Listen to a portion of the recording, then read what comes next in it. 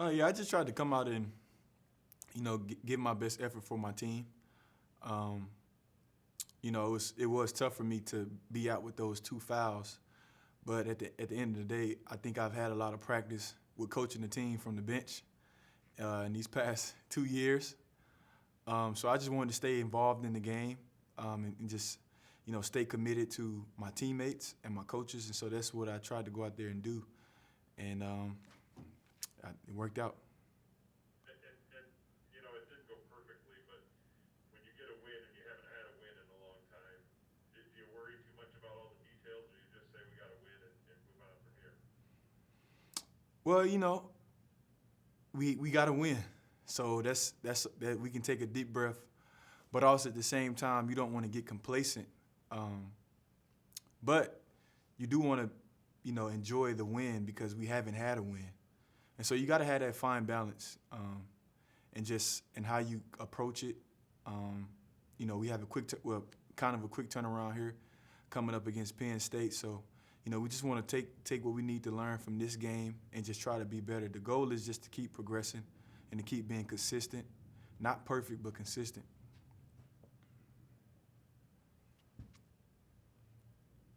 Next question for Josh comes from Jane at the State News. Josh, just wondering, coming into this matchup, where was your head at? I mean, you guys were on the road a lot. You were on a four-game losing skid there a little bit. How much did it feel like you were finding maybe an uphill battle there? It definitely felt like an uphill battle, of course. Losing those games like that, and then it's you think about the Iowa game. I think we played pretty well, and kind of just to lose that one, I think that was tough too. But to answer your question, I think it was an uphill battle, and mentally, and for me personally, and then I think also as a team, we just wanted to just have the mindset that trying to keep moving forward, realizing that I think I said it in the last Zoom with you guys, that yesterday was last night, meaning that you have to put the past in the past, move from the past, live into today, and prepare for tomorrow. And so if you so focus on what happened in the past, you won't be able to be the best you can be in the present. So, it's difficult, but at the end of the day, we knew that we were going to have more games to play, and so we can't change the past. We can only learn from it. And so the best thing we wanted to do was just keep trying to move forward and keep learning, but just don't be in prison or engulfed by what happened, in the past. Our next question is from Larry Lake. Josh, some of the huddles seemed pretty fiery with coaches going at it with players and players going at it with players. Can you just and I know you talked to Marvel on the sideline at one point. Can you just kind of share some of the fiery emotions we're seeing on the sideline and what that stems from? I think it stems from just wanting to win. Um, of course, emotions will be high, with the way things have kind of been going for us. Everybody just trying to press and everybody just trying to win. So, you have to be able to understand it at the same time, but also realize that, we have to have some type of balance. We have to be able to listen to each other clearly. And so, I mean, at the end of the day, we're playing a competitive sport. When you're competing, emotions are going to get high, even with not just the opposing team, but with your own team and with your coaches. And I think everybody was just trying to compete tonight to the best of their ability and try to win. So. Next we'll go to Chris Alari. Josh, obviously the turnovers have been not just a one-night issue, this has been an ongoing thing. At this point in this season, what kind of things do you feel like you can do to maybe minimize some of those? And how much do you feel right now those turnovers are physical or mental? Which is there one that it seems like it's leaning one way or another? Um, you know, you don't want to turn the ball over, and like you said, there's something that we haven't been as sharp on, throughout the course of the season. And so I think the biggest thing is just making the decision to not turn it over. I don't know if it's mental or physical. At the end of the day, it's just we have to take care of the ball, and we have to find a way to take care of the ball. we have to cherish the ball and, cherish each possession. And I think the more that you focus in on each possession, like it's your last, you will take care of the ball.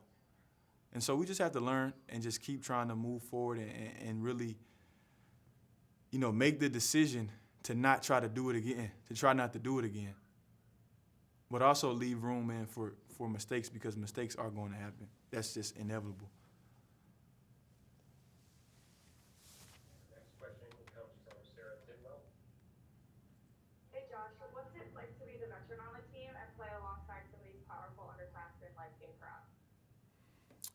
It's exciting. I am young, but I'm gonna say this because you said I'm a veteran, so it makes me kind of feel old, to see Gabe and all the other guys like just playing, and so I mean at the end of the day, I kind of just want to, give them the things that I didn't necessarily get, try to help them with things that I didn't necessarily get, that I should have got, when I was in their position or when I was their age.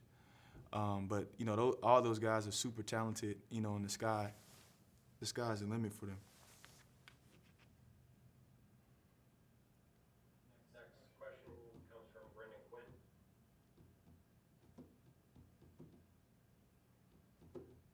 Hey Josh, I'm kind of curious what your thoughts are on Rocket trying to navigate this year, and just kind of find his way out there, or find some consistency in his play. What's your read as a guy who's kind of been there a little bit earlier in your career?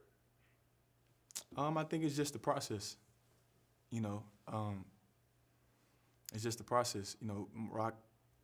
He kind of he had to make the adjustment to try to move to the one, and we made the adjustment to move him back to the two, and so I mean it's been a process. Anybody that's going through a process in life, sometimes the attitude and their reactions and certain things aren't going to be necessarily ideal, because it's hard. A process isn't easy, no matter what you're doing in life.